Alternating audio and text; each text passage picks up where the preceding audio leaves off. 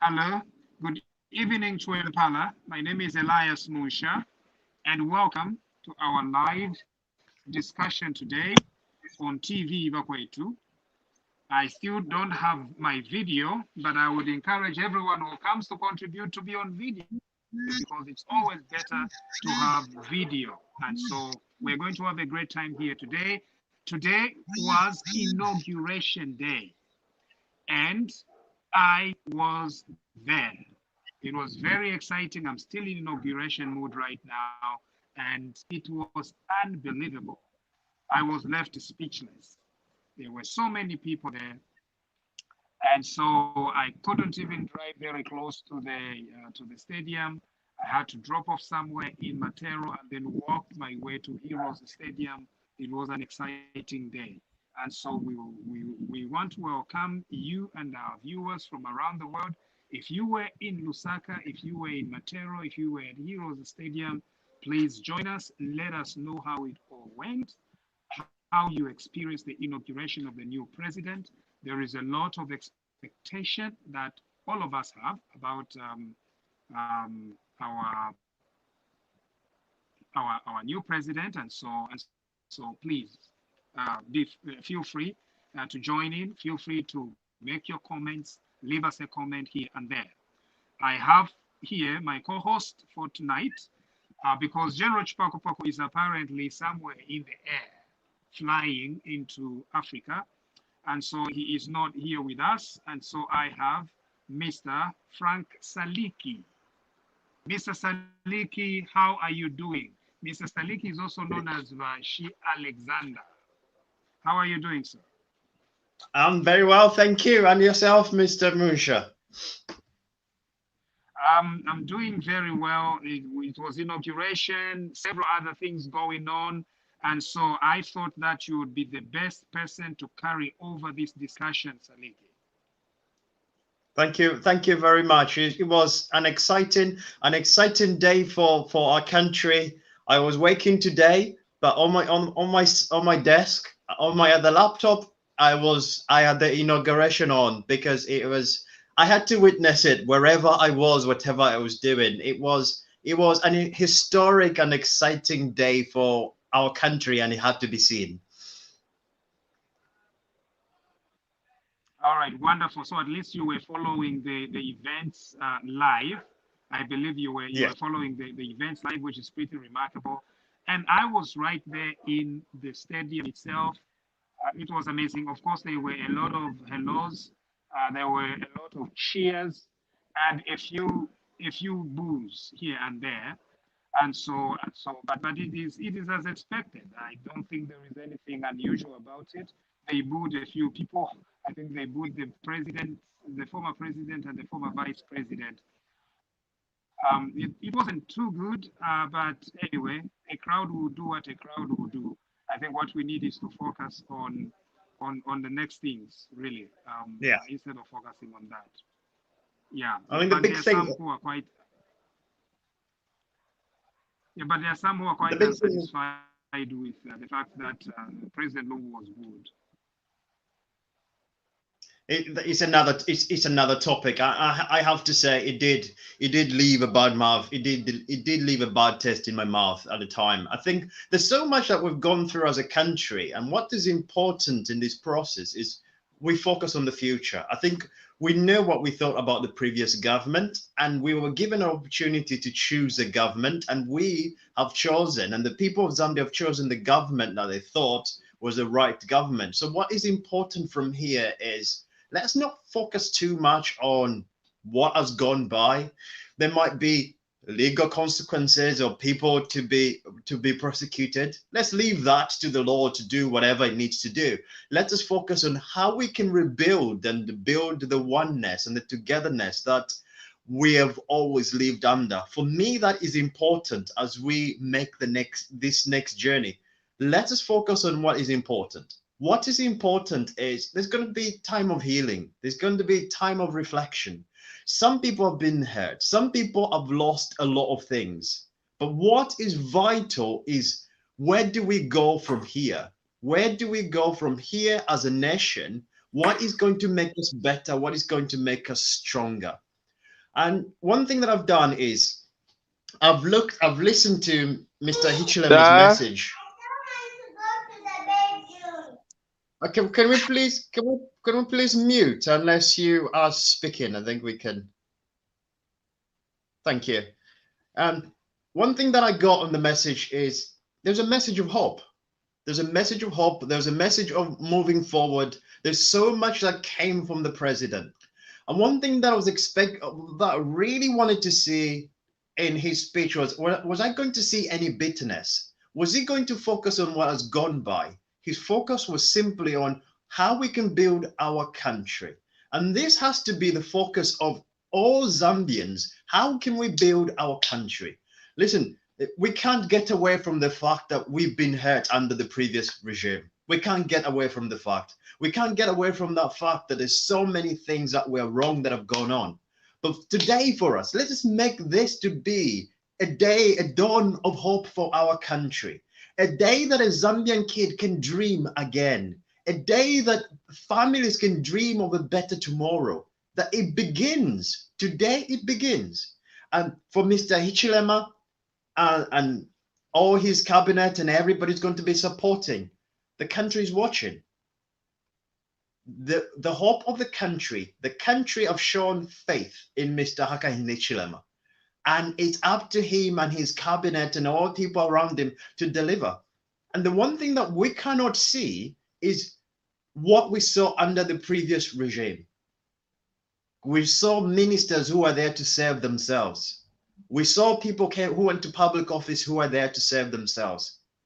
And it's clear we've heard from the president. He has said he is there because the people put him there. And I'm going to say something that we're all going to need to have. Patience. Patience is key in this. Patience is key into transforming the situation that we find themselves. The new government is going to be discovering things that I never knew were there. They're going to be discovering problems I never thought existed. And we're going to need patience.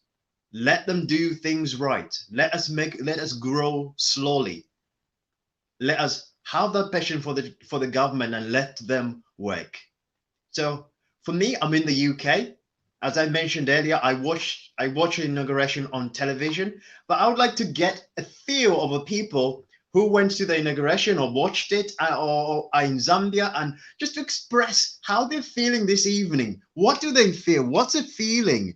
What do they think about the future of our country? Mr. Mkelavai, where are you? I'm not in Zambia, unfortunately. Good evening. Good Elias. evening. Elias here. Okay. So I think there's someone else who is trying to come on. Okay, I'll let someone else speak. Was that Yes, Mr. Mkelavai, yes. Kimanzibwa ni mambumbwe aliambai sichava kaufera komoni utwa na kina wamina mkelavai kwanu kwa Norway. I'm in the Scandinavia. I've been watching. Unfortunately, I'm not in Zambia, but I have been hooked on the screen today like crazy. Even when I was at work, I was doing the same thing. Like I was live, throughout just to see what was happening. I thought there was a final football match, something like that. It was African or World Cup, something. I couldn't believe to see the colors of the UPND materials everywhere, see the invited guests, see the atmosphere. It was just overwhelming. It was really overwhelming. I could see that Zambia, we are a united country indeed. And no one like the likes of the Kambwili can ever divide this country. We are a united country. So I'm so delighted to see the number of people that attended this inauguration. This gives a lot of hope, give us a lot of hope. Our country is heading somewhere very, very bright. Otherwise, it was beautiful, amazing. I was actually crying when I saw this the first time, when I could see the president in his gloves, white gloves, instead of sending the doves, he cut the balloons. So it was really amazing. And Zambia, you made me a proud Zambian wherever I am, or wherever every Zambian is. Those who did not manage to participate, otherwise they were overwhelmed as well. It was marvelous. And I saw Vomusha. I saw Mr. Musha, Council Musha. I saw him. Someone filmed. I don't know, by mistake. I just saw the picture on the video. I was like, how could it be possible just to go and see this person out of these thousands, if not a million? Everywhere. He's everywhere, this one. Where was it? Was it part of the presentation? What was it? I think it should have been. Actually, it was breaking. There was a bad. Is it not Bakwetu, but it was what is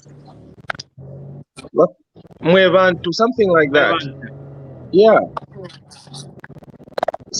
It was Mwevantu or ZNBC. I don't know, but it was. Okay. So it was a film that was created out of the audience.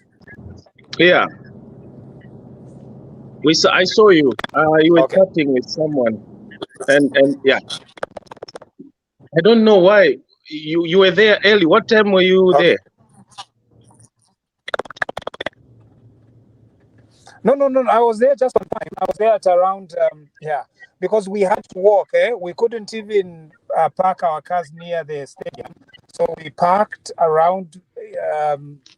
That neighborhood that is very close to Heroes, and then walked almost 500 meters or a kilometer. I can't remember very well. Yeah, and then so I was there around 10. Yeah, but before 10, something like that. Yeah. No, we are happy. Our president is sworn in, and now we are no longer going to hold back, and we're just gonna look forward for our new president to start delivering the promises he made. And of course, at this point of time, it will be too early to start pushing him to institute some investigations, but I believe give him a chance. Give him a chance. He's only just got to State House. Let us give him a chance and let the process of it flow. I think for us, it was a great advert. If we don't, at least I'm happy that the SCC, they are doing something, and the DEC, they are busy confiscating or seizure, forfeiting, closure of account or seizing. That is the way to go. That's what we want. They don't need to wait to be told. Yeah, I think everybody knows what they're doing. But I just want to have a feel for me, because I feel this evening is I'm in a celebratory mood, because in a time that so many African countries can't change leaders, the people of Zambia have shown the power. And they've shown that the power in changing leadership lies within the people, that nobody can just come and say they can hold power. And for me, has to go to the young people as well. The young people said, we wanted change. They were singing in the streets, we want change. And they were determined to go out there and create that change. And this morning, as I was watching the video, I thought to myself, this is what every African country should have. And I probably a lot of opposition leaders from other countries who are there, they're probably looking at that thinking this is what it should be. We have demonstrated that the power in changing, the power in who governs us lies within us, lies within the people, and it has prevailed. And for what is important in everything that we do, that we don't experience what we've experienced. That never again should we let that power to go to one person. Never should we let that power to go to one party. And what is important, that let us not let us not let the colors of our parties divide us. The different colors of our party should symbolize freedom of expression, individualism, an ability to make one's choice. That people are able to do this. And this is what we have to protect. That the next general election, when it comes up, that we're not fighting our neighbor because they're wearing a different color. Today, we celebrated something special. We celebrated the end of something that was unconstitutional and Zambian. And never again should we let that happen. We have to know that different views should never separate us.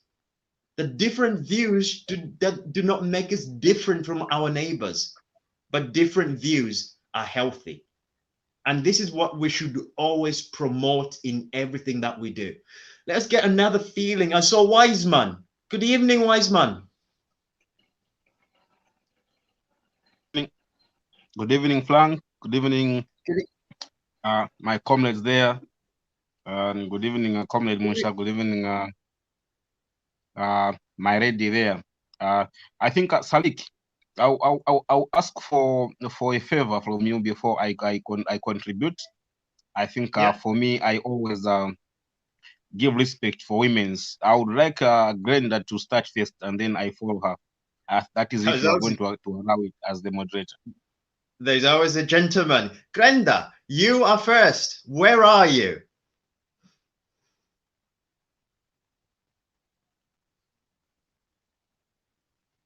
Glenda, are you with us?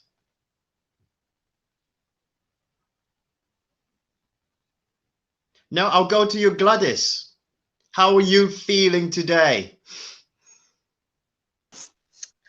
Good evening, viewers, and good evening, Frank. I would say I'm really feeling great and really feeling that revival of bringing back the Zambian in me. And I had been following the inauguration. It was really a great speech the president made. He made the spirit of Ubuntu, the spirit of one Zambia, one nation, the spirit of united the nation, and the spirit of united the world at large. As you could see from different leaders coming from all parts of Africa and the Western world at large. It was really nice to see. And just to get a little bit back to Bamkelawai, the thing of speeding up the process, and I can see that the process is, the system is really working, and our president, as he was emphasizing, that is not there to do the vengeance is not his, is there to forgive, but we should not misunderstand the forgiveness, because there's already the separation of powers, and he's not the one who's going to hold all the powers. Somebody already is taken in charge. So just to cut it short, I'm really pleased, and I really feel happy to be Zambian, and feeling like we've gotten the freedom, and we've gotten our independence. Thank you. Thank you very much. It's an exciting time. It's an exciting time. I speak to a lot of friends back home, and they always talk about something that is always missing in their lives. They always talk about the lack of freedom.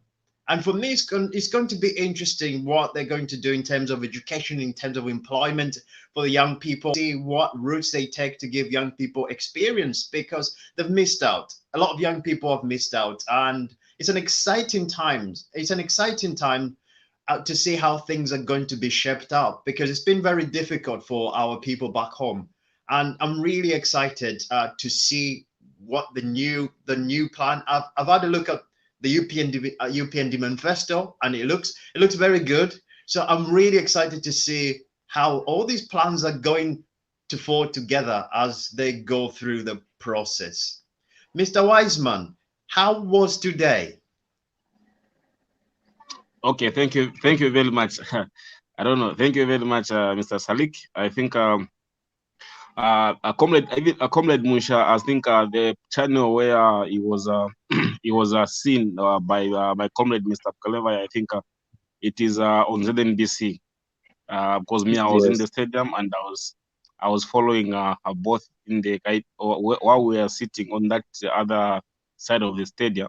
We were not able to watch the president closely, so I was following the proceedings both from the stadium and from my phone through the NBC channel. Yeah, that's great. Yeah, so, and how are you feeling? Yeah, the feeling was okay, very very much okay, and it was exciting. You know, this is for me personally as young Zambia as a youth. I think this is the first president whom I have seen, whom we have elected while we know where he's coming from. We know the house where the president is coming from. I think this is the first president. This is the first president. This is the first election which we have had in Zambia where people had slept. They had slept outside just for trying to be on the queue. Even on the inauguration day, Salik, people were sleeping outside the stadium, just trying to be the first people to enter the stadium and wait for that event to happen. This is again one of the big events where we have seen some delegates, high delegates from America being sent to Zambia to come and witness the inauguration. Even the speeches from the president, which came from outside Zambia, I think it was very powerful to see to it that they were embracing the good transition of power from the former head of state to the new head of state.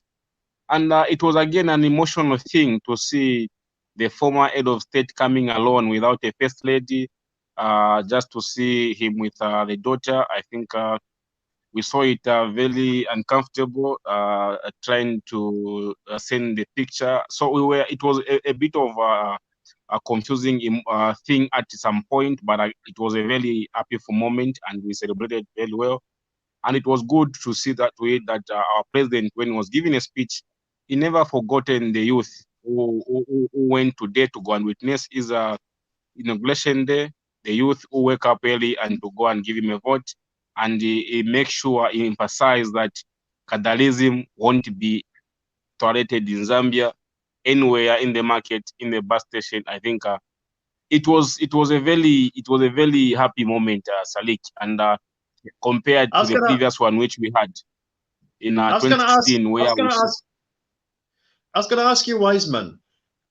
Yes, I've seen inauguration. At the time I was growing up in Zambia, I've seen inauguration on television, and usually you didn't get a lot of young people go to any inauguration. You never get a lot of young people watching it on television.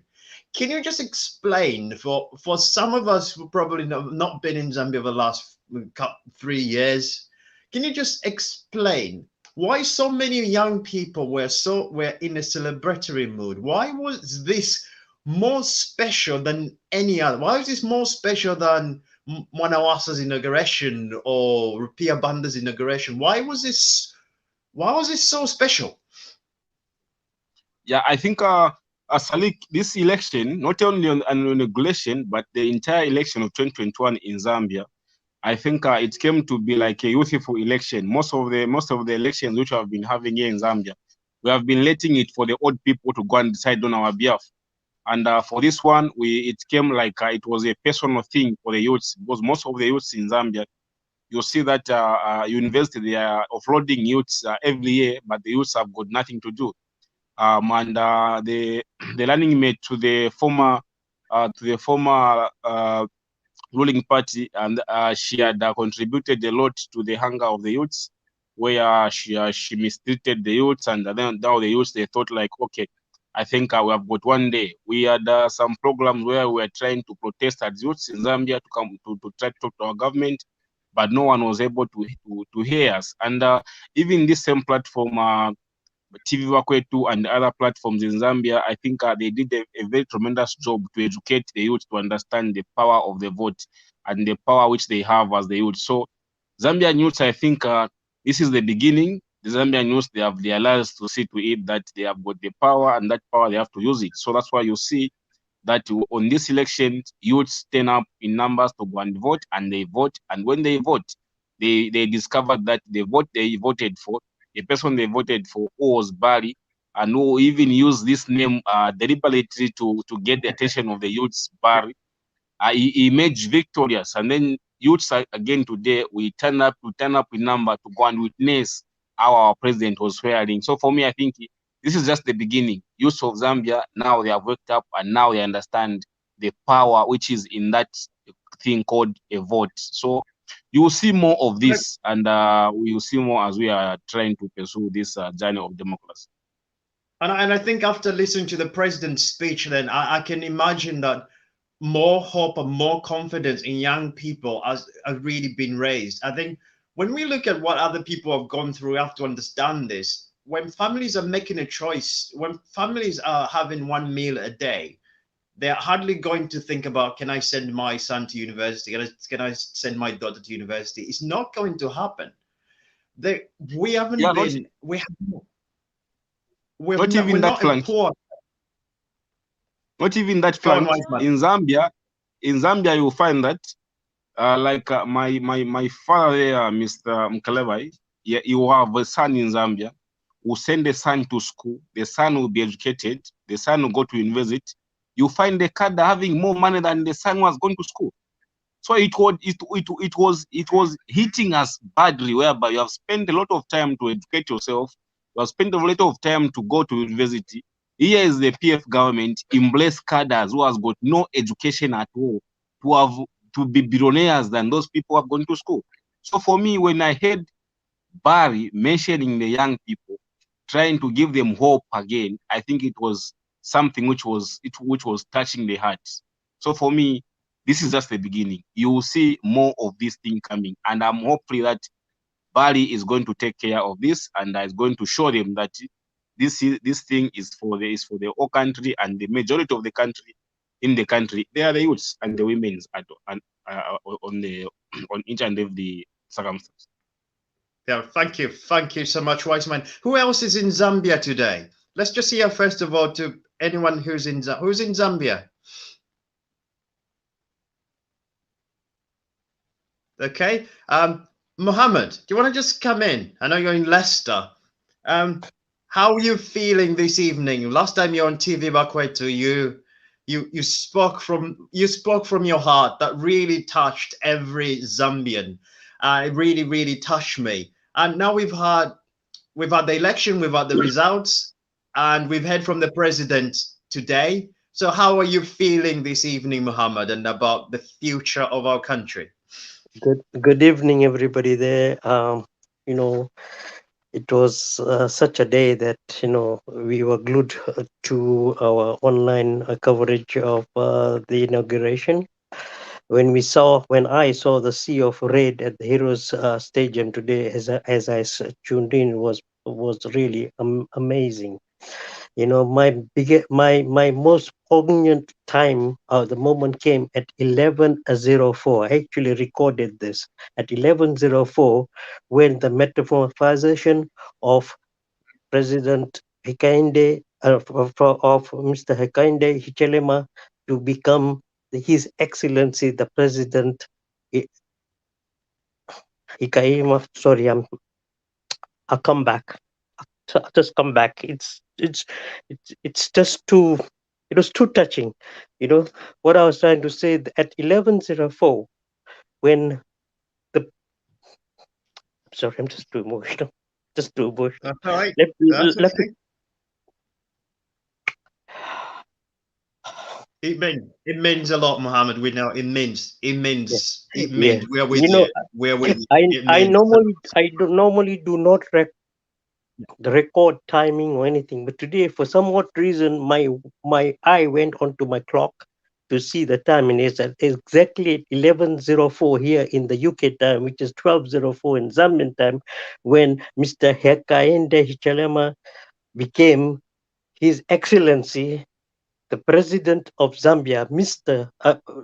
President Hakainde Hichilema. That was such a poignant moment, not only for me, but it was also a poignant moment for the people of Zambia, the region of Africa, the region of SADC, and in Africa as well. There are certain things that he said from his speech which were really something out of this ordinary, because when he won the election, the speech he made was just a brief, but this one covered so much ground. When he mentioned "read my lips, no cadreism," I mean, that's where Zambia was suffering. He mentioned also about the regional participation of the investments of Africa into Africa by the Africans. That's something, because we Africans generally rely on the West or the East and whatever. This was a message from a 59-year-old president, a visionary. This is a vision which we should really look at. Okay, this person is coming with certain things that he also talked about democracy, and he emphasized democracy in front of those 10, 15 heads of states who were there, who actually within the next 1, 2, 3 years they are going to be having their own elections. Zimbabwe 2023, Kenya next year, Botswana 2023. Those countries have a democratic uh, election that's going to come through. And our young leader, a leader who was only there for 20 minutes, already being visionary, reminding me of how Dr. Kenneth Kaunda, Kabarange Nyerere of Tanzania, who stood up with the patriotic fronts, the so-called patriotic front against the fight against the colonial powers, the imperialist powers, when we had Mozambique, Zimbabwe, South Africa, Namibia. This reminds me that it's taking us back. This person is already talking about trying to send what he has achieved for Zambia into the region and into Africa, because that's what he said. This speech, when you start looking at it, it's a speech for everybody. He mentioned about the youth, and how he wants to empower the youth, how he wants to bring youth into businesses. He gave himself his example, where he came from and where he is today. I mean, it was amazing. The you know, he mentioned about the one Zambia, one nation. Nobody should be marginalized. Nobody should be. Zambia should be love for all Zambians, irrespective of color, creed, or anything. That's what he exactly said. And when he mentioned that, me, I'm a Zambian. I'm from the 73rd tribe. I always mention. Many a times we have felt marginalized, but yes, we have persevered, because our heart, soul, and our emotions are always with Zambia. So today, those speech makes us feel, oh wow, we are part of recognition. You know, today where we are, I think the rest of Africa and probably the rest of the world are envying us. Let's not be complacent now. We in the diaspora, we back at home in Zambia, the youth, the adults, the business community, the professionals, etc. Let's give back to Zambia everything we can do. If I can borrow a phrase from President Kennedy, do what Don't ask what the country can do for you. can do for Ask what you you. can do for the Ask country. your country, yeah, you can do it for the country. Let's use that. Look, I mean, this is the beginning. It's a small step, but 56 years later, we've got a visionary. We have to now build it, even if it's fast pace or slow pace, but in economic turnaround, he's mentioning economic turnaround, he's mentioned corruption. Our country was heading for disaster. I mean, those of us that keep on going to Zambia, they all know, we from the minute you land from the airport to the roadblocks to everything, there's just corruption left too. So basically, we This was, I think, a turning point. This is actually our watershed. This is Zambia's watershed. And, we all have to do our part. And first of all, we must all pray that God guides our new young leader into taking us to a better future. God bless all of you. And thank you so much, Muhammad. God bless. And we can see the emotions. We can feel the emotion that are coming out there because we've seen our country. We've seen the way our country was, and we've seen how the country has turned to the last 6 years. And people talk about when we see people getting emotional, what we saw over the last few years is old women going to the market at 4 o'clock and their cadres coming in when they get to the market and say, give me some money, otherwise you're not going to sell. How is that? But yeah, well, if somebody who's like your grandmother goes to sell and there's somebody going to collect money, and the government that was in power was okay with that, and these people were scared. Our people in their own land, they were scared. I can give you an example. I'm Zambian. I'm a Zambian. I've lived in the UK for 15 years. But if I see that something is not going right and I want to protest about something peacefully, I can freely protest without notifying anyone. I can put a banner and I can walk in the street and I can freely protest and no soul will touch me. When our people could not protest, when meals were being taken away from our young people, and then a few months later they even had the nerve to say we've got youth empowerment fund when they just disempowered young people. A lot was taken away from our people. Our people were given expired medication for so much money that could have been spent on building our country, on educating our young people, on offering opportunities to our young people. Those opportunities were never there. And the hope for today is that there's going to be these opportunities. These opportunities are going to be there for young people. A lot of young people, the one thing that I have to address the Mr. Hichilema government is young people did not turn up to vote in numbers because they like you. They turned up to vote in numbers because they trust you. They trust you to give them a hope. They trust you to give them a future. Our young people stopped dreaming. The people I went to school with, even up to today, I've done 2 degrees, I've done 2 master's degrees, and young people are like, I can't go to university, I can't go to college. Those opportunities that were just never there. A lot of young people, I look back and say, that person was bright, but because they didn't belong to the right family who know a politician, they never had those opportunities. Because our politicians were able to afford to take their children abroad, they never bothered to develop our own universities. And these are the questions that we have to ask. And I'm filled with hope listening to Mr. Hichilema today, that there's going to be a focus of developing our young people, the focus of developing our education. And one thing that I saw in the manifesto is a focus on rural areas. We need to focus on the rural areas to get our rural people in the rural areas economically engaged if we are to grow the economy of our country.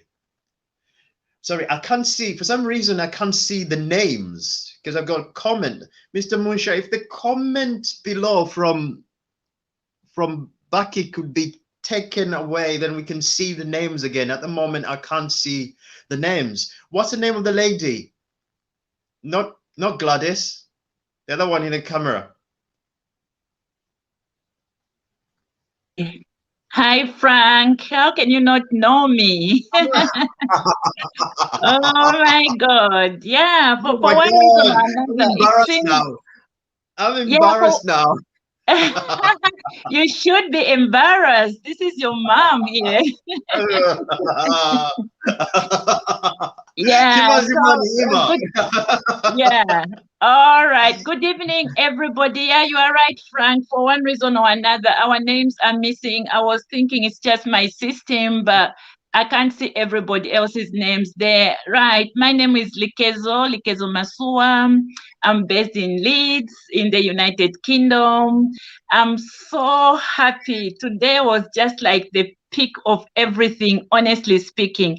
I don't blame Mohammed, Frank, and the rest who've been in the team of raising funds for COVID. And that was just one of the reasons that made me get really touched to my home country. Apart from what has been happening in the past 10 years, I've been supporting our president, HH, and the UPND for the past 10 years. I'm one of those who lost confidence in the PF. I think the moment our former president, ECL, came in, and at some point, I realized he was not listening to us. We were a type like would go on air and try to explain our concerns, and we were thinking, well, he's our Republican president. He needs to listen to us. But as time went on, I realized that he had no listening ear to us. He had a listening ear for a certain category of people. And in the process, I saw that he was shifting more onto cadarism. And then I realized that, no, it's high time I stood for my country and just do whatever I can do. I'm abroad, but still I can do something for my home country just by voicing out. And most especially that a lot of people back home in Zambia, they reached a point whereby they were living in fear in your own country, that the moment you say anything against the ruling party, then you are cut off either from your employment or from the payroll. My young sister used to tell me a lot of stories whereby some people could simply be removed from the payroll just because of their names. Myself, I'm a Lozi married to Lunda. And I was just like thinking, what kind of a country are we now building? Whereby, the issue of tribes would come in. I grew up in a Zambia where, we had no issues about tribe. My late dad was a civil servant. And in the days of Ballet KK, the civil servants never used to stay in one place. So my dad, being a civil servant in the labor department, he went almost to every part of the country. He was on the Copper Belt, he was in Lusaka, he was in Chipata, he was in Mongu, he was in Livingstone, and we used to live like every 2 years we moved to another part of the country, and tribe was nothing to us. And then as time went on, it became so serious that in our country, even just a tribe was marginalized. And I thought, no, it's time I did my part. And I'm really glad that today, oh my God, today was just another day. I was glued to the telly. The moment I woke up, my husband was saying, come on, you are late for the inauguration. And we've been watching the inauguration. Thank God to technology. We just connected Facebook and we are watching on our television. To cut a long story short, we've started a new Zambia. This is the Zambia that we've been fighting for. We have put a leader in place, a leader who's got a heart for everybody. We are one Zambia, one nation. We have a leader who's got a listening ear to us. He has told us in his speech that, he's going to, we have put him there, and he's working for us. He's not gone there to work for himself. This is a leader who knows how to work on the economy. He's a leader who's going to be a president when he's got everything that he needs in life. Is a man who started like entrepreneurship at a tender age. He's a man who's got a heart for the youth, a man who's got a heart for men and women. And most of all, he's going to embrace everybody. No matter where we come from, he's going to embrace us all. May I just touch one of the things that really, really got on my mind, because he kept emphasizing on this, and this is the issue of cadarism. You agree, everybody will agree that, cadarism was really becoming a thorn in everybody's flesh. And our president has put it very clear that is not going to allow any cadarism in our country. He wants our country to move in that direction whereby people can even arise in their workplaces, through their qualifications, through their experiences, nothing to do like maybe you belong to UPND or you belong to NDC or you belong to PF or anything. But when we go into the job scenario, you have to go there, you know, with your qualifications, nothing like a back door or you have to be connected to anybody. I've lived in the United Kingdom and, you know, in this country, our children have got jobs because of their qualifications. It's nothing to do like maybe a Republican or you being in the labor or what. They don't even look at that. What they look at is the qualifications. And this is a new dawn for our country. The speech was spot on. Oh my God. The speech was just what I needed because it kept emphasizing on the areas and said, look at my lips. And, you know, he's promising, and I know he's a working president who's going to abide by his principles. Like, just like he said, you know, he used to say, once he's inaugurated, hours later, the culture will appreciate, you know, something like that. And, you know, people used to tease. Some of us used to go on online media and just blogging. We used to be insulted for just standing with HH. But look what is happening. Every time I look, I check the exchange rate for pound. Oh my God. I'm just like, what's going on? So indeed, we are so blessed as a country. I don't blame Muhammad for being so tearful. I was also going through some tearful episodes, just looking at our president that finally is our Republican president. And trust me, he's going to change things. He told us Bali will fix it. And indeed, Bali will fix it. And I congratulate the youth. The youth, they really worked tirelessly. They worked tirelessly, and I salute them. And trust me, this is something that I was looking forward. I'm 50 and above, and I used to look back and say, what kind of generation are these guys going to be if we allow this cadarism for another 5 years or 10 years? It means that our children are not going to look at the importance of education.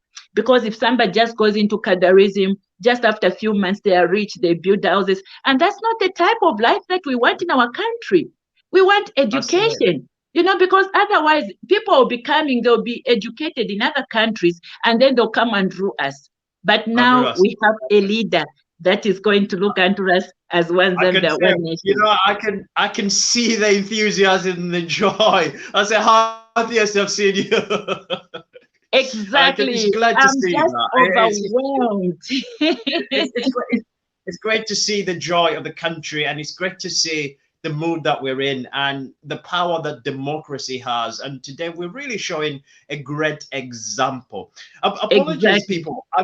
I can't see that. For some reason, I can't see the names. I don't know why. Let me just say, just to finalize, let me just say, Rwitumezi, kwaba tukaufela na hambunga ya Zambia, Rwitumezi sha wakuvotela munayo muhulu yo HH. Shangwe Rwitumezi nkwakulozi kaufela kafo Rwitumezi shangwe muverekile bana bahesu muverekile muri mwabe ni mina kaufela shangwe kina wa mina likezo.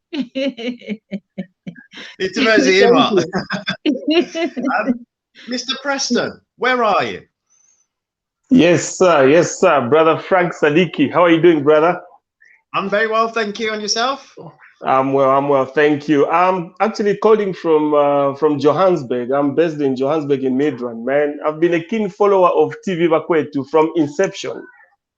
I've actually been a follower of Elias Bakwetu until he started this online TV.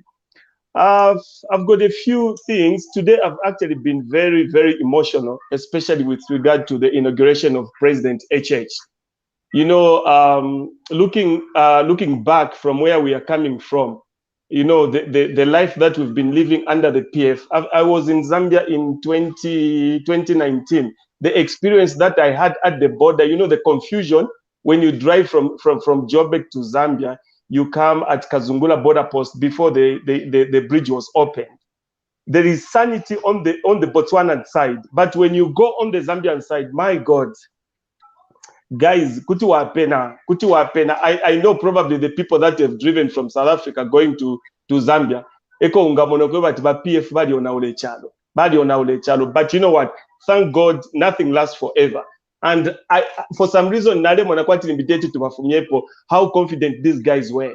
They were so confident, such that in Gawalanda Kokweba, I think Bakafumapo, even in the heart of your hearts, probably maybe Abavantita Bakafumepo. And this time around, I said to myself, if PF are going to win the elections, clearly, I'll never go back to Zambia. I'll never go back to Zambia. And today, I just even took off from work. I was glued to TV like my sister, Likezo. Likezo, I'm Kaonde myself, so I know exactly how you are feeling. And I was glued to the TV myself from morning until the whole inauguration was over. I was so happy. And then the other thing that I wanted to just sorry Frank, I just wanted to can I continue? Yeah, go on. Yes.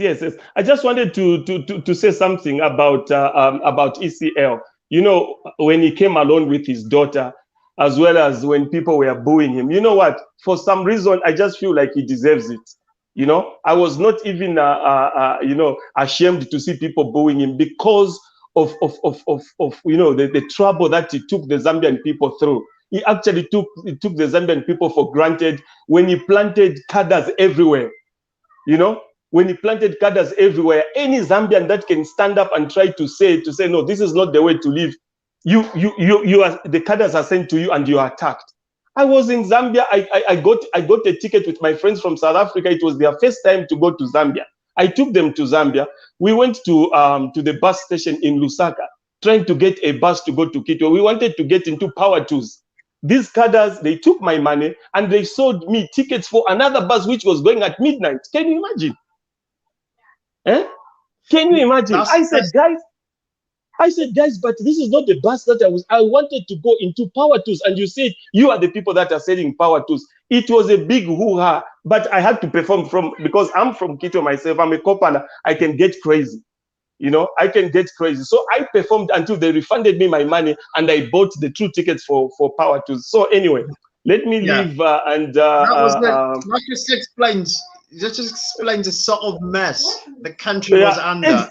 Exactly. You understand, Frank? It was crazy, man. Yes. All right. Let me first give an opportunity to other people as well.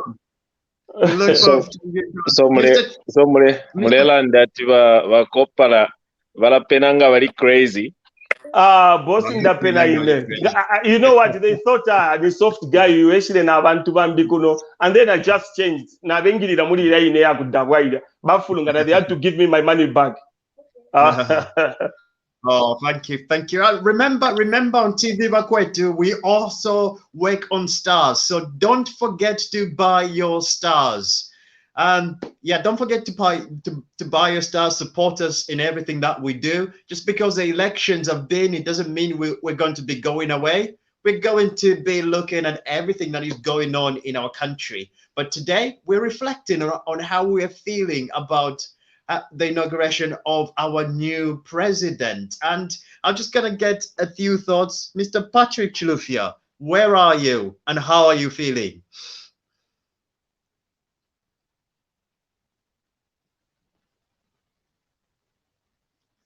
You need to unmute yourself. Yeah, thank you, Frank. And thank you, viewers. Thank you, everybody. Mamusha, good to see you in the stadium. Frank, I'm based in the UK. I'm in the southwest, not far away from Brighton. Today, I was watching on TV, like many other people, for me, I foresaw this day coming long time ago. I don't know, some of you guys, Preston, you followed me on Facebook. And I knew HH was going to become the president today. But I'm not a prophet, and I never prophesied, but I said it clearly. In all my posts, PF people attacked me. I was blacklisted. I couldn't go to Zambia. I was warned by the PF, but I knew this day was going to come, but it wasn't going to come easily. and thank God it has come. But today, I've shed tears, apart from somebody dying. I think two times in my life. 1991, when we defeated UNIP. I was young, from school, and just like now, the youth delivered this victory. We delivered the victory in 1991. The other time I shed tears was in 1993 when we lost our national team, the entire national team in Gabon. Today was such a momentous and historical day. It's something that I foresaw. It's something that I've contributed in a small way. I had to pack everything, cancelled projects. I made this personal. I wanted the PF to go because what was happening in Zambia was so bad. If we had given the PF another 5 years, Zambia was going to be doomed. I'm proud and, to be Zambian. Zambia is a blessed country. It's a blessed country. And I've got so much confidence in HH. We, haven't met HH in person, but we've had so many meetings with him in the last 1 year on Zoom. Yeah. For your own information, I was part of the UPND Global Fundraising Initiative, which raised a bit of money, and we contributed to the campaign. And the first time I listened to HH was about almost 2 years. He was hosted by a group called Diaspora Voice, and I was part of that group. I was touched by this man, and I was just new in UPND. I was just a year in UPND, and after listening to HH, talking to HH, asking him questions, I just said I'm gonna make this personal, and I'll make sure HH becomes the president. Yeah, but so what do you think about? What do you think now? How do you feel today about the future of our country? With him being, that's where I was trying to go, Frank. We can breathe fresh air today going forward. This new Dawn government, I think, is going to do wonders. All we need to do is to support it, especially us guys from the diaspora with a lot of skills, competencies. We need to, just like we supported them during the campaign, we need to continue supporting. I think they'll need our skills, and if everything is done properly, what you shouldn't forget is I've been to Zambia so many times. There's been systematic failure. What I mean is serious failure in everything. Civil service, parastatals. You find that parastatals are governed by cadres. Look at ZESCO firing 57 people because they were Lozi or Tonga, or they were perceived to be supporting PF. From January to today, ZESCO has fired 57 people who were perceived to be either UPND or they were from the Zambezi tribes. But Elias knows what I mean by Zambezi tribes. Along the Zambezi or the Kafue River. Yeah. We're talking of Tongas, Lundas, Lovalis. Yeah, so it was so. But the funny thing, I spoke to one of the person who was fired at ZESCO. The moment they heard that HH has won on Sunday night, they started phoning those people to bring back their letters so that they can reinstate them. What kind of confusion is that? So, Frank, this government is going to do exceedingly more than what the Mwanawasa government did. When Mwanawasa came into power, things started moving. I think let's try and get. So this government, is gonna perform wonders. And if you look at the markets now, when HH said the kwacha is gonna appreciate the moment is sown in, it actually started before, because the moment it was announced that HH is gonna be the president, the market reacted to that because of the confidence. Imagine JP Morgan, one of the biggest fund management companies, started telling people to start buying Zambian sovereign bonds, local bonds. Yeah. That was confidence. The World Bank, IMF had representatives in that inauguration. So, but the one thing, let me just make one last point. The only one thing I wasn't happy about the inauguration today is the booing of the former president. It shouldn't have been done. I remember I was in Zambia during the inauguration of Edgar Lungu in 2016. They were dogs that were dressed in UPND regalia, even coffins during the inauguration. We shouldn't do that. That office is a very important office, the office of the former president. We need to respect it. But he abused people. Let's not pay evil for evil. He deserved it. No. You can't control the people. Let me finish. I think this is probably gonna create our own. If he has done something wrong illegally, let the investigative wings do it. But I think we can. Yeah, but that bullying wasn't good. And then the other thing, Frank Mukheleva, you mentioned about to speed up the process of investigations. We shouldn't make a mistake. Start arresting people without. Let's not do witch hunting.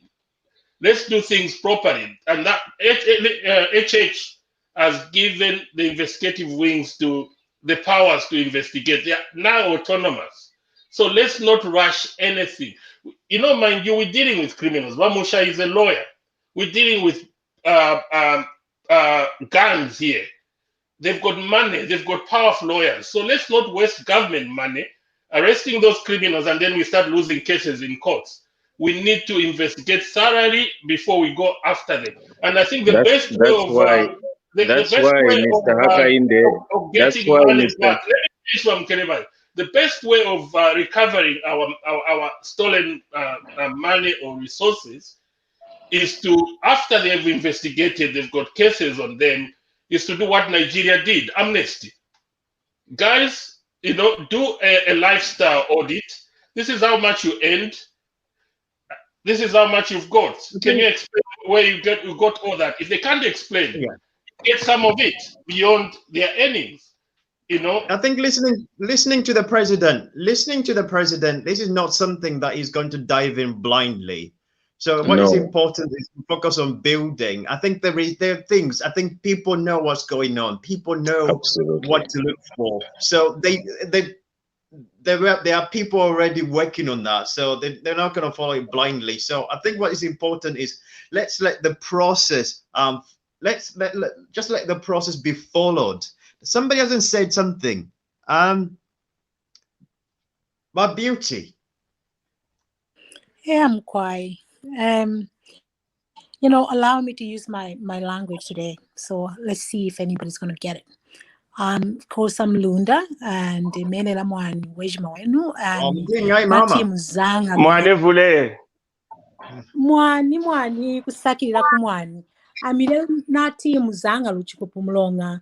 Hakainde Hichilema anamuiridehi, as you know. Northwestern did a lot of work for Hakainde Hichilema. I remember going back to Zambia, maybe like 2001, 2002, a long time ago. And my dad then talking about UPND, the Mazokas and all this kind of stuff and whatever. And that was really good to see. And seeing this coming to pass now is just fantastic. I want to go back to the eve of the inauguration. Mubita Nawa was in the street in Lusaka, And the one thing he said, he was live, you know, doing whatever he does, what he does best. And the one thing that he said was, I'm going to do something that I haven't been able to do in the past whatever years, right? I'm going to stream this thing that I do every day live. And he was really streaming it live and walking the streets of Lusaka and saying whatever he wanted to say. There you go. Freedom, you know, that freedom of expression. It's born. And also, you know, I want to go back to a few things that I've seen in the past where Hakainde went to Eastern Province and he was trying to speak to the police officers that had locked him out, or, you know, they didn't want him to go on campaign. And afterwards they gassed him and all this kind of stuff. And also Nakonde, the youth of Nakonde, what they did on that day when they blocked a church and they didn't let the police get away with it. I'm so proud of the Zambian youth. I just can't believe what they've done. When we come to the issue of investigation, I'm thinking, if you ask me, when something happens in my department, I would like you to investigate it immediately. Because if you take too long to investigate something, you're going to lose witnesses, you're going to lose, you know, the evidence. Now, for me, I think the first 90 days should be used to gather any information that they need to be able to prosecute anybody that played around with public funds, whatever it is that they got. I think it's crucial. I think it's important. I think it's inevitable for the government to do that. The other thing that I would like to talk about is the speeches. Sorry. Go on. Would you mind just for 2 minutes? 2 seconds, yeah. Actually. The speeches that were given, that went on today, especially the one from Patricia Scotland, I thought that was remarkable. It was amazing. And she spoke the truth. She didn't lie. She just said it as it was. And I thought that was fantastic. Obasanjo and who else? The corruption, you know, of course, Frank, you know where I stand on this. I'm just happy that that goes. And to be honest with you, today, I would like to say to everybody that I'm actually proud to say I'm officially a UPND member. And I've never voted in my life. I won't tell you how old I am, but you know, I'm officially to say I'm going to be following. Yeah, thank you, Frank. You're 14 years old. Very much. I think there's a lot in that. There's a lot of meat to go into it. There's so much that's going to happen. 14 years. Okay, welcome to UPND, my sister. From another mister. We're running out of time, so we need to we just need to wrap up. So a minute. I'll start with Wiseman. A minute. Just sum up in a minute how you feel and what you think your future is going to hold for our country. Thank you. On this same minute, Frank, we are about to wind up. As usual, our broadcast is 1 hour 30 minutes. Why today 1 hour 8 minutes? I think I'm protesting on that. Oh, don't worry, Mr. Musha is going to be here, so he's going to share some words. But by the time everybody shares their bits, and Mr. Musha shares. Okay. I'm actually here. Oh, he's here. He's back. Yeah. I'm actually so we're just going to do it. Holding the fort. So okay, right. So yes, so he's back. So first of all, I'll come to you, Mr. Musha. If you can just share today the experience today, what were you feeling today, and how did you sense the mood, or is it a feeling that you've experienced before? Well, I think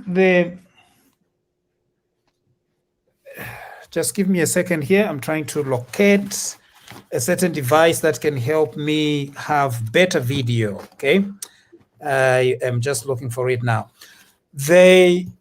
It was a very, very exciting feeling. I think, and we were all just feeding off each other's energy right there in the stadium. Now, I have seen several people make comments to say that was I in the VIP or not, but I that did not matter at all with the experience that each one of us was enjoying there. It was a full house, so to speak. Over 60,000 people waving, cheering, booing, and jeering, and all that. And so it was quite an interesting time. Not only that, it was a feeling of, wow, this is what we did. Zambia did it. We did it. And sometimes the question was, now that we have done it, what next? Right? Those are some of the questions that we were having to that were crossing my mind. And I felt a lot of pity for President Lungu, because here is a guy who thought that he had absolute power over Zambia, and yet greatly humbled by the people's action, by the elections. And I was thinking, what went wrong? How did this gentleman get it so wrong? You know? Those were the kind of emotions that I was experiencing, but also looking at President Hakainde Hichilema and saying that this is a great day for him. And so it was a mixture of emotion. Felt like it's a new day. Felt like it's a new year. Felt quite new. And so those are some of the feelings that I had, some of the experiences. In the wing where I was, I met several people that follow us on TV Bakwetu that are familiar with the level of advocacy we did during the run-up to the elections, and they were extremely grateful. That was quite humbling. The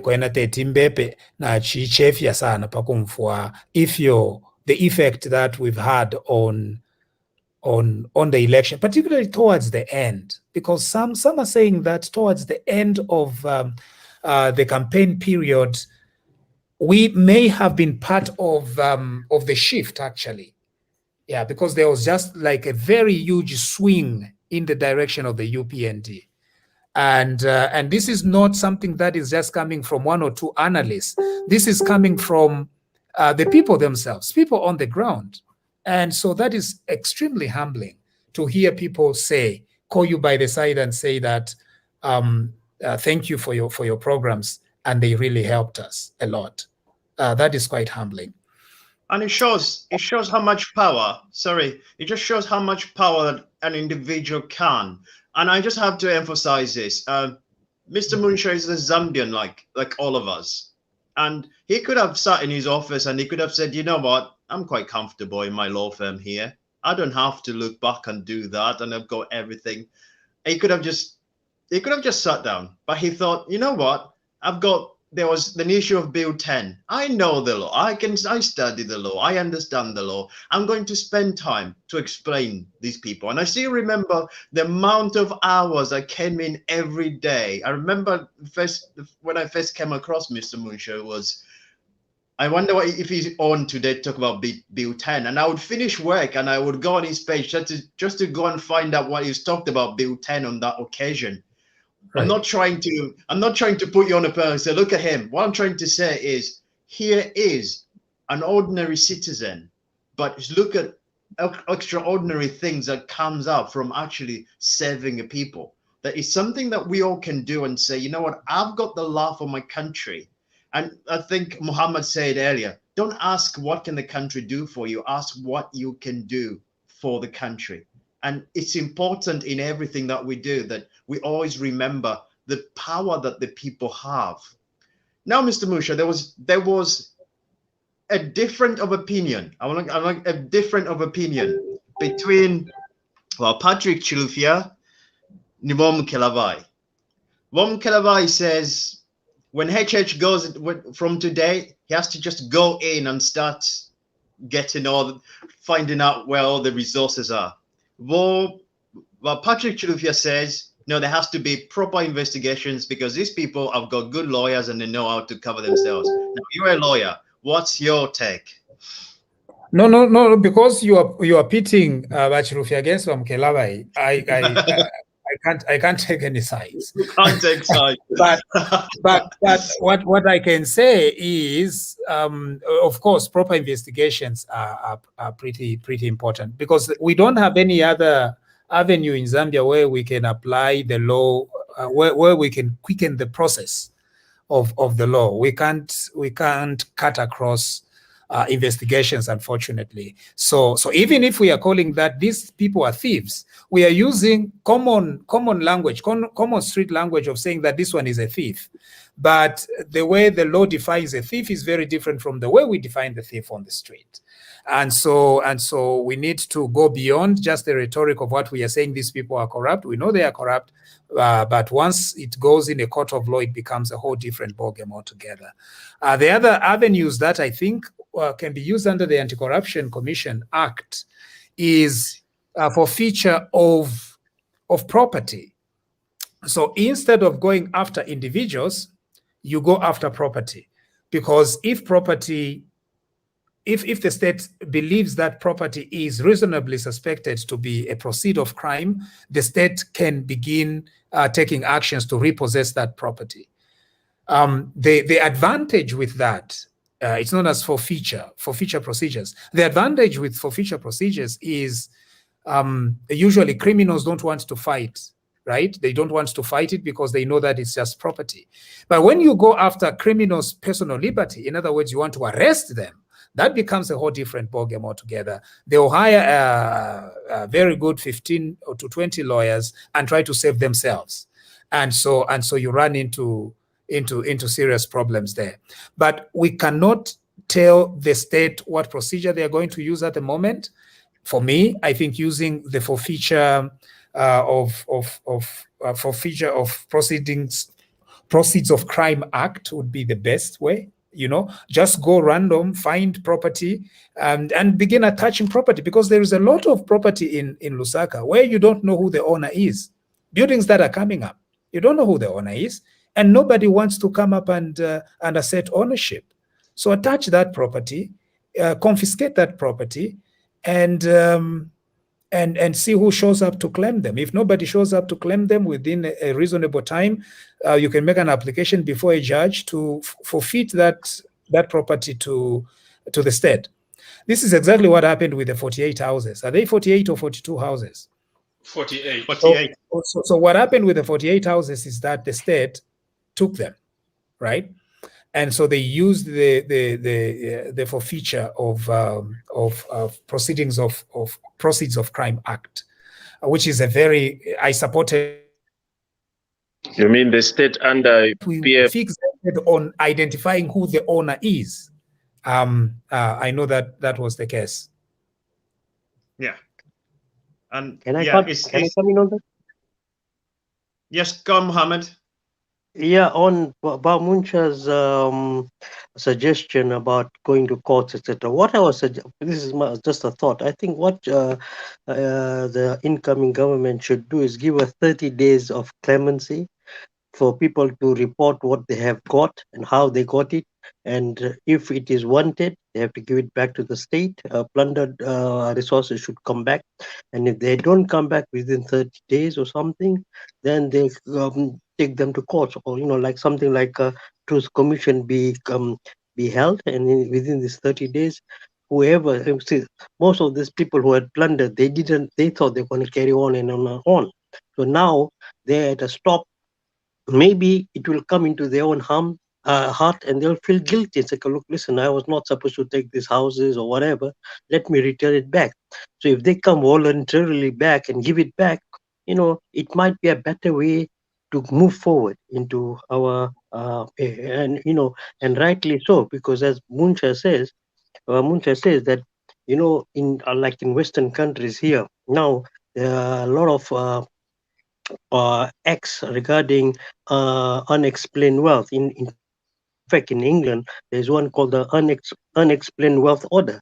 If you can't prove where your money came from, it's forfeited, and then it's the onus on the person who owns it to prove otherwise. And I think that's the way to go forward. Yes. Frank, can I say something? Yeah, go on.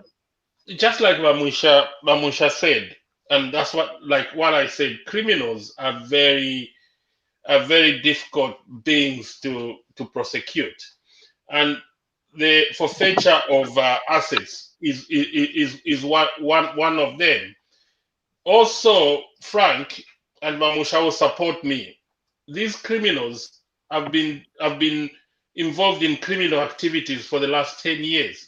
So as we are talking DEC and corruption and FIC, they've got the files of these people, but they couldn't investigate them because the moment they start investigating them, the president will say, "You're now prosecuting me."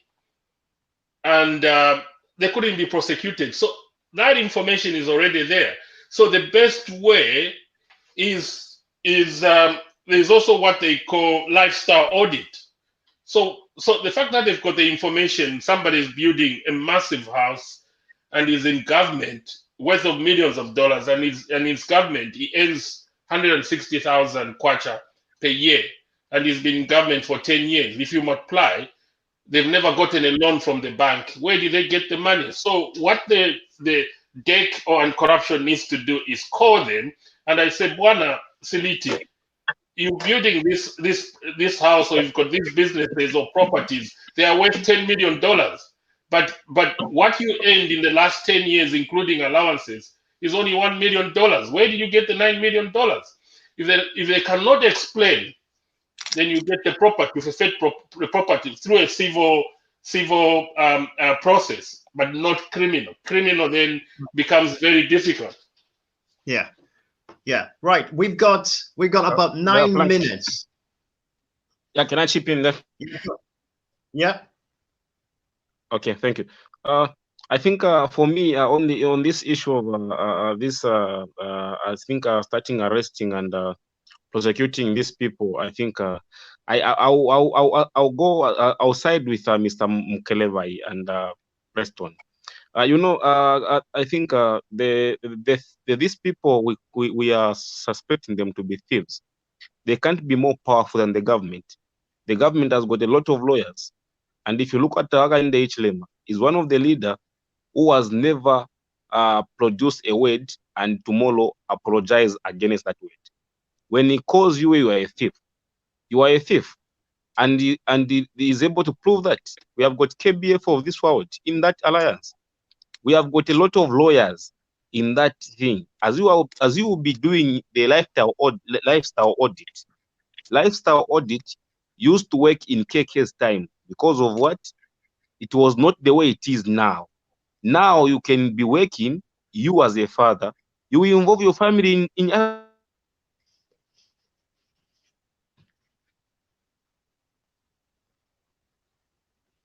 Are you still there? I think we lost him. I think we've lost him. Yeah, I think it's gonna be yeah, Mom Kalavai. Final.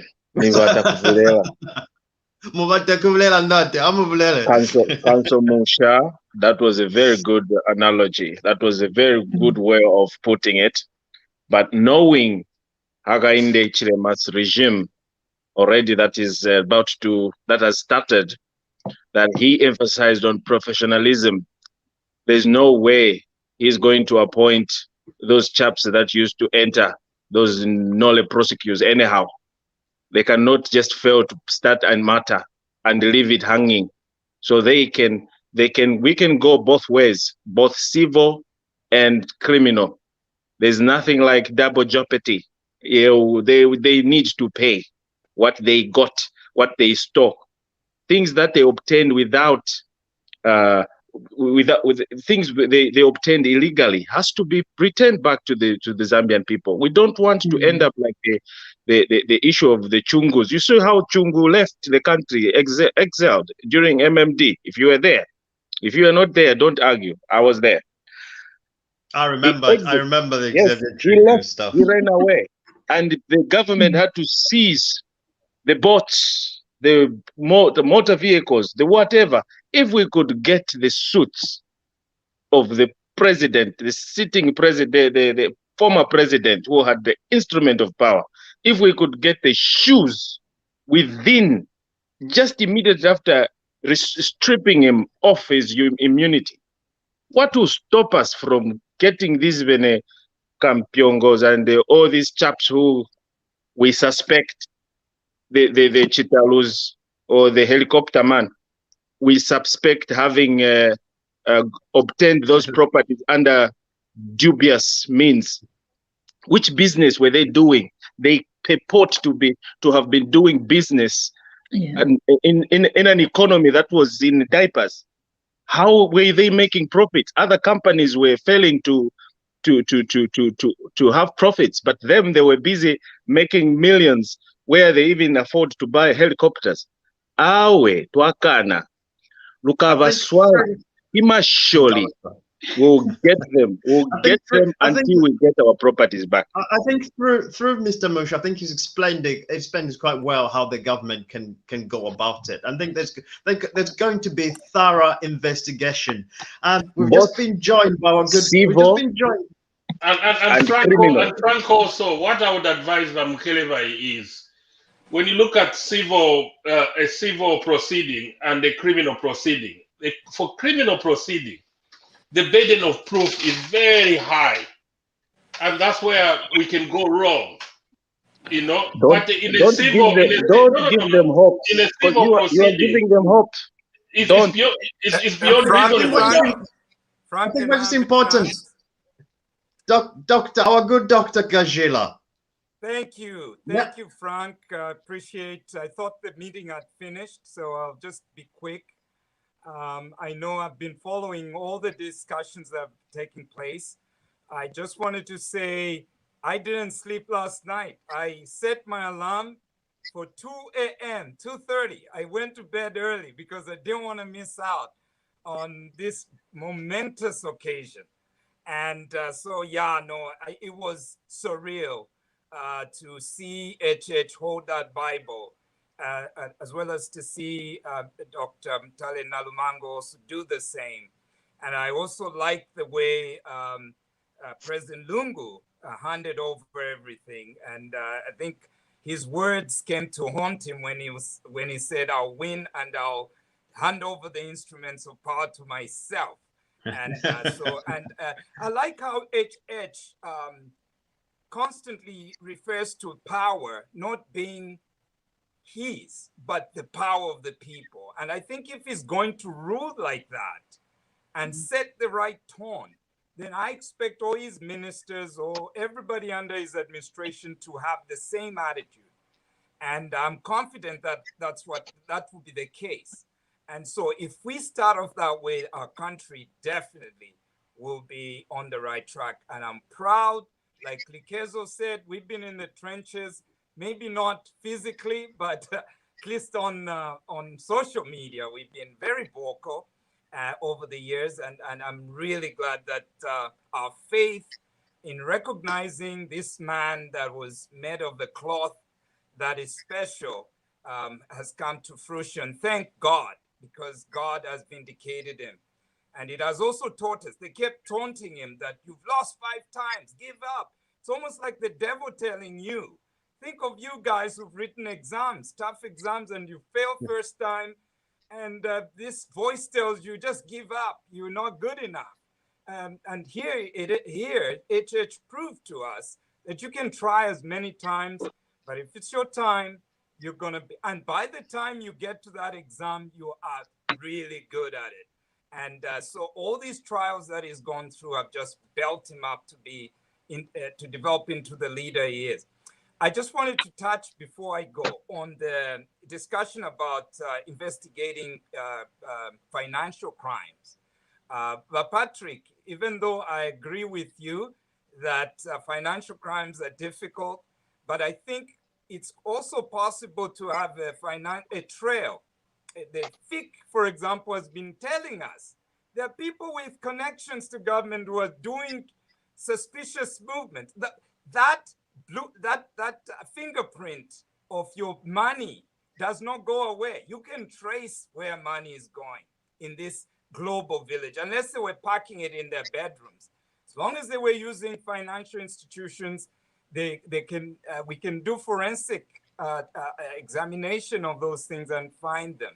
And we can also tap on the international community using the banking system to help Zambia recover some of the money that may have been externalized. So I think I agree with Beauty Deegan, my fellow Canadian Zambian, that we should not wait. The process in the background should start right now because they are already moving money around.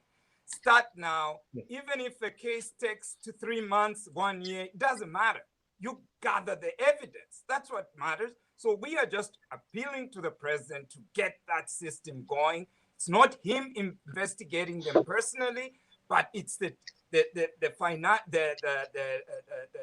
institutions we have that are mandated to do that should be done. But they will need to be given the encouragement, the tools, the money to be able to effect. Because I saw somebody before I go, somebody said, let's donate money to pay the debt. I think that's a terrible, terrible idea. I saw a lot of people saying, no, save your money and donate to proper causes, okay? Leave that to the law enforcement to recover the money that's been stolen. Let justice reign. And then we can donate money to causes like COVID-19, through Gaza. I'm being a bit personal here, selfish. I can tell. Or something else. Yeah. Anyway, thanks guys for giving me Thank this. you. Frank, just a second. Let me just add something to what Bakashila has said. You're gonna have to be very, very brief. You're gonna have to be very, very brief. Seconds. Bakashila, the point you've made, that's the same point I was trying to drive home. That yes, actually investigations have already started because they've got the information, like FIC, DEC. But it's not something, if we have to do some forensic audit, it's not something that you need experts, maybe from abroad. So it's not something that can take 1 day or 2 days. Maybe let's give it 3 months or 6 months. But it has to be thoroughly done before we do anything. But the quicker we do it, because some of the transactions are so sophisticated that they will require forensic audit. They can move money in a day so many times. So it becomes complicated, even the banks to trace them. But the trail is there. Now, just to follow that trail takes a bit of time. It's not something that can be done in 1 second. Thank you. Thank you, everyone. We could go on for a long time, and I beg you, 1 minute each. 1 minute. I know Zambian people don't know what 1 minute is, but I'm gonna have to trust you this time. 1 minute, and I'll start with you, Bomi Kalabai. So, what do you think about the future on Zambia? Is it gonna be the same question to everybody? 1 minute. I'm counting. Okay. The future, we have already put the future in the State House. That man is our glimpse of hope. He is going to bring the light to every Zambian citizen, and we will be able to identify ourselves in him. We already see what he is going to, what he's capable of doing. If he can manage to be successful in his private life, definitely is going to transfer the knowledge to some of us, or to inspire many people to do the same thing. On the other thing is coming back to my issue. I just want to see justice being done. Zambians, we are known for trying to forgive and forget.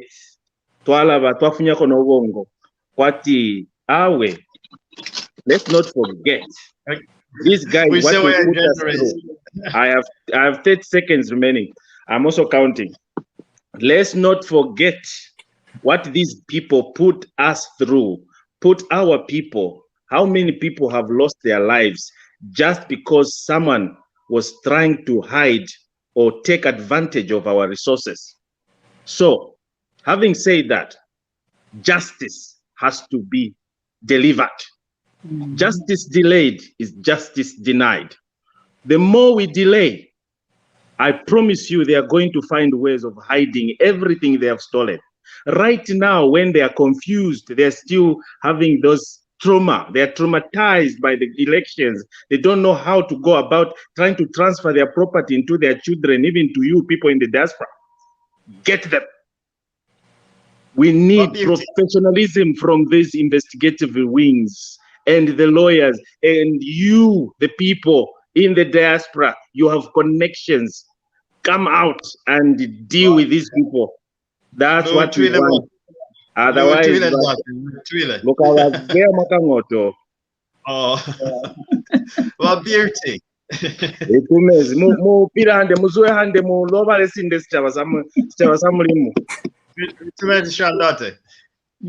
Well, beauty. What are you feeling about the new government? Oh yeah, new government. You know, for me, I've talked about the sustainable development goals. I'd like to see those go ahead because we missed on the Millennium Development Goals. You know, there's a lot of money that comes, you know, that's donated to our country. If we can use that to make sure that no child goes to bed hungry, and you know, people have access to clean water, education for the girl child and everybody else. You know what? That to me is key. Also, we're talking about, you know, investigations. Yes, you know where I stand with that. We've got so much debt to pay back. We've defaulted on some of it. The IMF want their money back.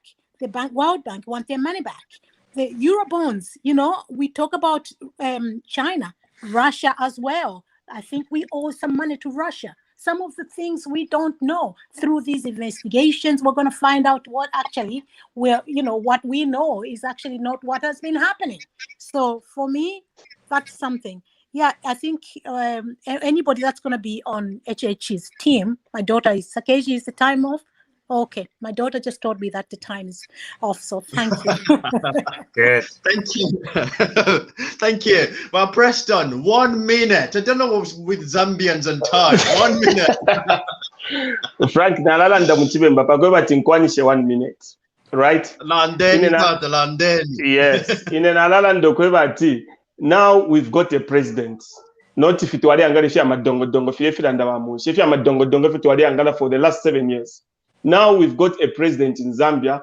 Umuntu wakweba tinangu mwamu nangu wamulolesha, so you can tell that this is a man. Somebody whose word you can take serious. So now I know kweba Zambia is in good hands. Abantu ku Zambia bonse, I was speaking to my family today bonse abantu na batemwa sana. Number 2, HND4 kulanda chakweba. In terms of the money that was stolen, in Ndinaba Mkerebai, you see, justice delayed is justice denied. So I've seen people in South Africa, if you're how much money they spend in clubs, how they spend their money. They can't even speak English, and yet you can see the money that they are spending. So we want that money back. If you have to fake condoms, if you want to 48 houses, 42 fire trucks, we want all that money that they stole to live fire. Thank you. Thank you. Thank you so much. Ima Walikezo. Thank you so much. As for me, I just want to say now we've got Bakateka proper. Vailas used to say, Techo Bateke Charo Ifiyo. Now we've got a proper president who is ready to run our country. And most of all, I just want to say, most especially that he has put his foot down on corruption. Because corruption, I remember years back when I started noticing that there's too much corruption in our country, I kept saying corruption is the cancer of the economy. Corruption is the cancer of any development. And it pained me that the more we condemned corruption, the more the former president embraced it. But our current president, His Excellency, Mr. Hakainde Hichilema, he is one who has said that zero tolerance to corruption. My brethren, to tell you the truth, we've put right leadership in office. And I know that he's going to work very hard to make sure that there is no corruption. And by the way, when the head of state puts his foot down and condemns corruption, that's what the late Levi Patrick Mwanawasa said when he became the president. And everybody was there realizing that if I'm found with a case of corruption, I'm in for it. So this is the type of a president we've put in the State House. What I can say is I'm seeing the bright future. Those who are going to work with our president, please, please work with him, support him, so that we can have a better Zambia. We already have it. Even just the atmosphere, seeing what is going on in Mother Zambia, it gives us joy. Watching what was going on today, much as I'm in the UK, I felt like I was in Zambia because it was such an atmosphere of love and peace. So we've got a bright future. Let's pray for our leader. It's not easy. There's a lot of expectation. And so all we can say is we put him in the hands of God together with all the cabinet that will be in place, and we're going to have a bright future. Thank you so much. Thank you. Gladys, surprise me. 1 minute. Surprise me. I'll try, Humphrey.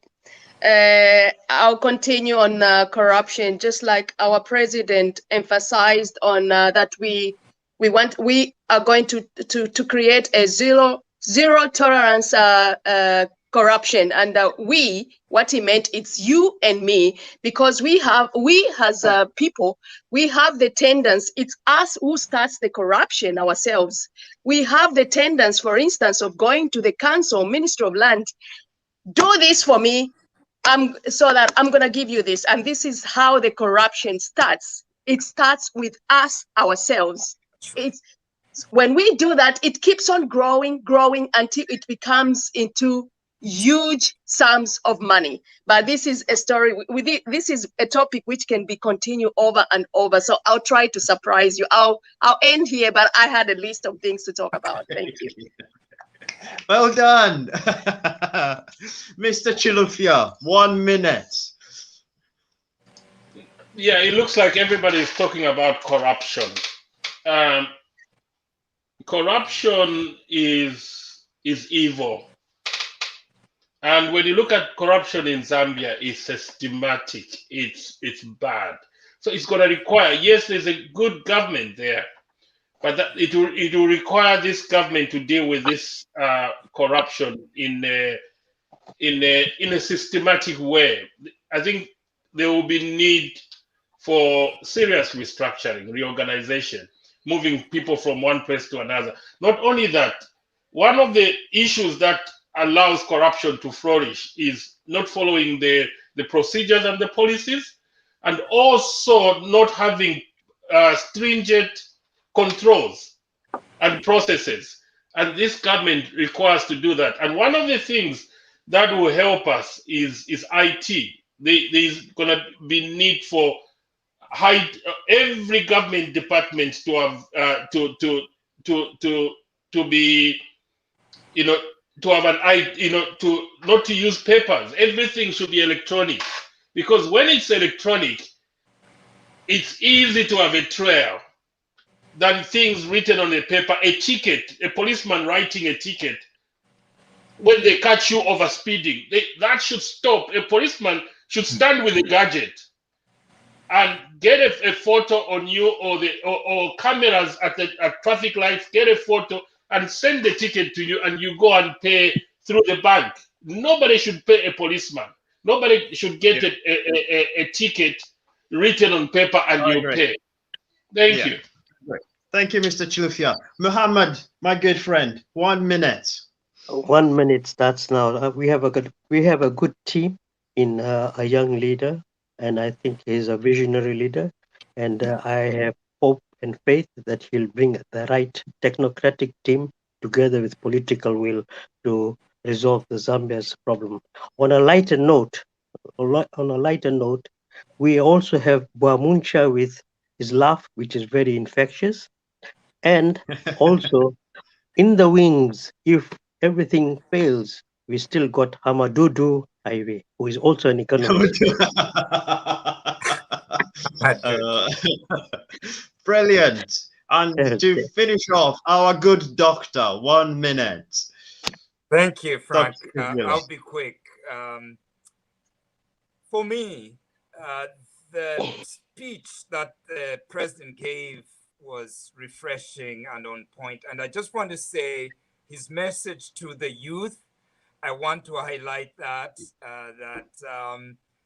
the efforts of this government should be targeted at the youth because they are the biggest demographic in the country. They are the ones with the longest lifespan ahead of them. And so we need to invest in our youth. And so I'll support the president on that. I also want to say that the 11th province must not be forgotten. That is you and me who are in the diaspora. We can be a really good resource to try and push in some cash into the economy and also participate in developing the country. Let us replace some of the Chinese projects with Zambians from the diaspora together with those on the ground so that we can actually be proud that we built a road by Zambians rather than by the Chinese or the Indians. And so that's my message today. If I can leave with that, I'll be happy. Thank you. Thank you so much, our good doctor. I think for me, my message goes to the young people. There's so much that we've gone through over the last few years. The one thing that we have to realize is that it is our country. Zambia is our country. And most of the time, we look at who's going to make things better for us. We never look at how we can make things a lot better for ourselves. I'll give you an example of myself. I moved to the UK in 2005. In 2007, I failed my high school exams, and that's the day I made up my mind. I was going to go to university because I realized at the age of 16 that it's only me who could decide my future. It's only me who could turn my life around. And I was able to do that. And I was able to write a book about it later on. But what I'm trying to say is the power to hold our destiny is in our hands. We've made a decision, but work has begun. It is not the end. It is a beginning. One thing I have to say is Mr. Hichilema is not going to be coming around your house, taking money out of his pocket and giving it to you. He's going to create a market for you to build whatever you want and to grow. And it's up to you to use this opportunity to be the best that we can. Over the last 5 years, growth has been restricted. Now it has opened up. Freedom is there to be whatever we want to be in our country. And let us not waste it. It's not the end. It is the beginning. And the hard work, as Movita now said when I spoke to him last night, the hard work has just begun. And the people and the leadership that comes into power is going to require all of you to work as hard as you can to help to turn your life around. Remember, don't ask what the country can do for you. Always ask, what can you do for your country? And together with people who are still in Zambia, with people who are living abroad, we are all going to build our Zambia together. The Zambia we want, the Zambia we wish to have, the Zambia that we are always going to be proud of. And never, ever again should we let anybody separate who we are, because we are one people, we are one Zambia, we are one nation, and we refuse to be divided, and we will remain as one Zambia and be an example and a hope for all of Africa. This has been TV Vakwetu. Mr. Elias, are you still there? He's partying. He's partying. He's partying. Thank you for joining us. It's a long day. Yeah, this has been TV Vakwetu. And if anybody remember, don't forget the stars. And let us keep shining in everything, because today, Zambia has shown all of Africa that with work and hard work, we can arise and shine. Goodbye and see you soon. Goodbye, all. Have a great evening. Thank you. Thank you, guys. Thank you. Appreciate it. God bless. God bless, Mo. God bless everyone. Talk, I'll God speak bless to you everyone. later. Yeah, we'll chat. Masholi batamiwe. Kalwala.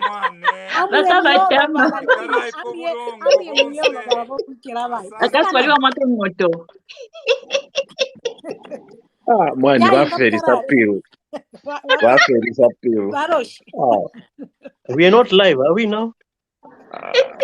oh yeah, Not sure. Vamusha, please, can you Are do we? us a service? Are we backstage? I thought we were backstage. Are we? You mean we're still? We don't want to be subpoenaed to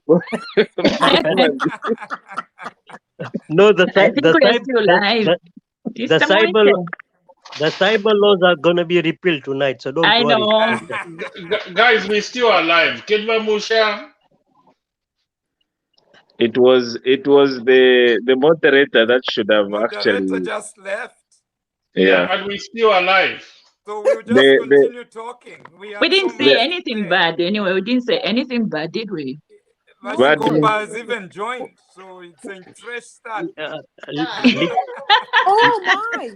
Somebody has Li- joined. Welcome. Yeah, hi. Li- Thanks. I was Likizo, actually backstage before, and then so I was just like I was watching the 1 minute summary, so I was like, "There's no way I can top that." There's something. Oh yeah, say, sure. We're say still live. something. Mr. Moise, Yeah, so where are you? I'll find things. I'll give you guys my 1 minute summary, right? Okay. So you guys talked about accountability. That's great. You guys talked about the future belonging to millennials and below. That's And right. I'd like to emphasize a point. HH cannot do this alone. He needs to surround himself with the best possible talent, and we need to be able to assist in that project. What I would like to see is that a majority of HH's senior staffers and senior people are people below the age of 40. Because this first 5 years, there's too many problems. The best thing I think he can deliver for us is a platform for successive governments to come and build upon what he's trying to do. That's the best possible outcome as far as I see it, because just the problems that are in play, it's too much. And for accountability, it's very easy, right? So the head of state has given autonomy back to the law enforcement agencies. He just has to stay on top of that. The law enforcement agencies like the FIC, they have the dossiers and everything. Remember, when the FIC creates a report, it's like 85 to 90% prosecutable. So they have everything. So leave Edgar Lungu towards the end and focus on the low-hanging fruit, and then eventually you're going to be able to clean up the entire system, because you got to remember that it's not just cabinet ministers or permanent secretaries who really abuse their authorities, but it's at the ground level. If anybody has ever tried to get a national registration card at the Lusaka Boma, you know exactly what I'm referring to. So it's a mind shift change. And then the last thing I'll leave with this is we need our constitutional rights restored in Zambia. We cannot go anywhere as a country, especially the type of people we are, without freedom of expression, freedom of association. So we need to be able to, walk around and freely mingle with whoever we want and exchange ideas. Without the exchange of ideas, the free flow of ideas, it's going to be very hard to innovate our way out of our current mess. Like, we're in a ditch and no one is coming to save us. It's only us who can save ourselves. And we need to give each other as much support as possible. All right. I take. Oh, hi, Mom. Mom watches the show. She's in Lusaka. Ramunsha is here. Yeah, So, All right. Ramusha, can I say something? Can I say something about what Vashkopa said? Yes. Guys, colleagues, I mentioned about corruption. I said corruption, it wasn't just ministers, it was systematic. And Vashkopa, I was in Zambia in 2016 during the elections, and I was trying to get my passport, my kids' passports. It was something I've never seen. Every office, even the person giving you the forms, wanted to be bribed. And this is when I said, for corruption to stop here in the UK, if I want to get a passport, I don't go to the passport office. There is a passport office. I go to the post office, get a form, complete it, and take it to the post office. And then the post office process it and they send it to the passport office. If it's taking, and they will give you 6 weeks or 4 weeks or 5 weeks. So I won't see anybody. And if it's not coming in 5 weeks, I can make a phone call and I'm gonna talk to somebody in the call center. Why is my passport not coming? I've paid everything. So there's no room to bribe. And we need to put systems. And this is why I've been saying in all the forums we've been having meetings with our co-chairs and fellow UPND members in the diaspora, is that we need proper broadband in Zambia. The money they wasted to build those inflated roads, they should have put a satellite in the air. It would have cost. Nigeria did one 20 years ago. It cost them $500,000. Yeah, it should be even cheaper because the technology becomes cheaper. Yes, So we would have put one satellite for $300 million. I'll give you, and that would have improved our computer system so that all government departments are digitized. Because having digital systems is easy to detect corruption because there is a trail.